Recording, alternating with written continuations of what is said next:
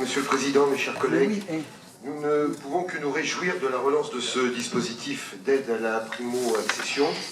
Pour nombre de foyers qui souhaitent faire l'acquisition de leur premier logement, il y a des coups de pouce qui peuvent être déterminants. D'autant plus, et l'expérience nous l'a prouvé, qu'il s'agit essentiellement de jeunes actifs qui démarrent dans la vie professionnelle. Cette dernière remarque a son importance lorsque j'évoquerai le nouveau dispositif qui nous est proposé. Notre collègue Catherine Laval, en charge de ces questions dans ma commune, pourrait vous le confirmer, un grand nombre de foyers n'auraient sûrement pas sauté le pas sans ces multiples soutiens de nos collectivités. Lorsque l'on échange avec les familles concernées, on peut aussi l'affirmer clairement.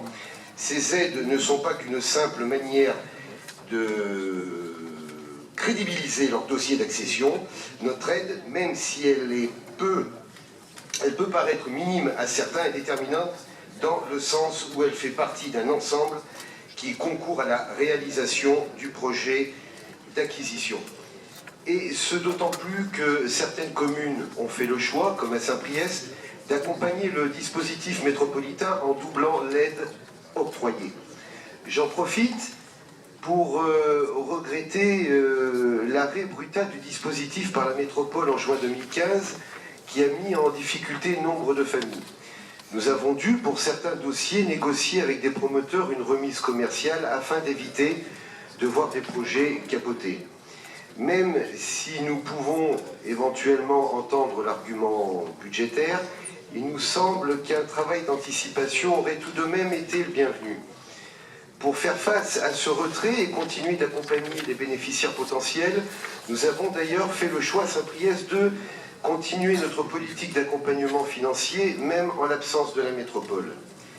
Mais si, comme je le disais en début d'intervention, nous nous réjouissons de la relance du dispositif, cette délibération appelle néanmoins quelques commentaires. Les modalités antérieures du dispositif avaient montré leur efficacité, au moins en ce qui concerne l'Est lyonnais. Examinons ce qui nous est proposé désormais.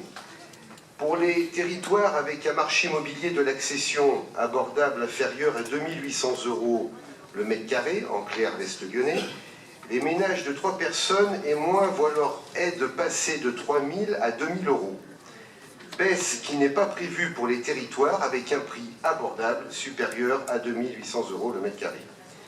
En revanche, on crée une nouvelle tranche de foyers de 5 personnes et plus qui se voit attribuer des aides, 4 000 € ou 5 000 € en fonction du territoire.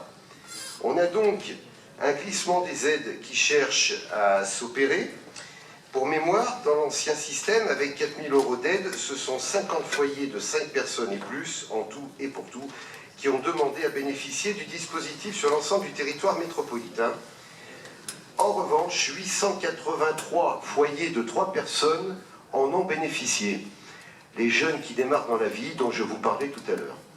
Alors, je vous pose la question, pourquoi ce glissement, pourquoi ce changement dans nos politiques d'aide à la primo-accession? On nous explique ce choix en parlant de risques générés par des ménages aux ressources trop tendues au sein de mêmes résidences, laissant redouter la fragilisation des copropriétés. Mais enfin, c'est tout le contraire.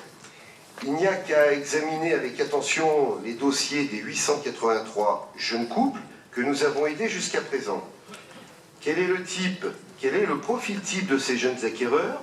Ils sont en couple, ils ont un projet familial à venir, ils sont actifs tous les deux, ils ont entre 26 et 30 ans, et donc on a des jeunes actifs qui démarrent dans la vie et qui ont l'opportunité de venir s'installer justement dans nos territoires où le coût des acquisitions est à leur portée.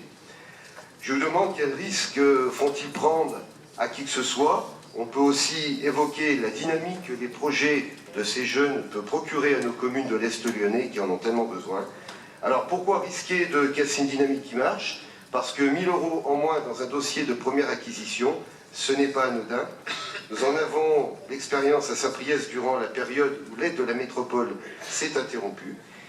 Il y avait pourtant l'opportunité pour la métropole d'accompagner l'Est lyonnais qui est à la fois un territoire de fort développement de l'offre immobilière, mais aussi un territoire fragile. Merci.